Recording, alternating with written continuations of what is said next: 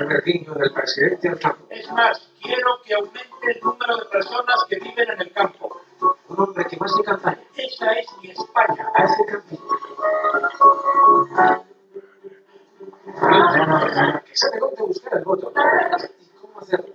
Si hay que jugarse el tipo ante una vaca, Rajoy se lo juega.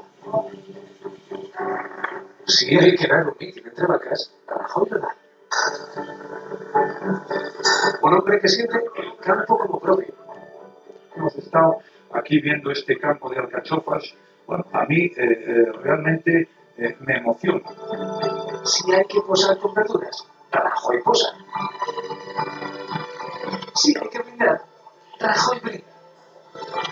Pero fue la integridad de los campos de alcachofas donde supimos que había detrás de todo esto. Por tanto, quiero también aprovechar esta oportunidad para hacer un canto a las personas que viven porque quieren y porque lo estiman de fortuna y conveniente. Ya me gustaría a mí poder hacerlo en el campo.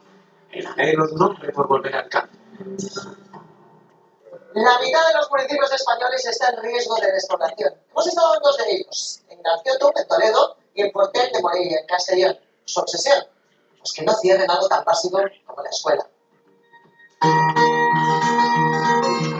Un puesto de trabajo y una casa de alquiler por 50 euros al mes. Esta es la ganga que ofrece Portel de Morella para salvar el colegio del pueblo. Un pueblo sin colegio es un pueblo que se muere.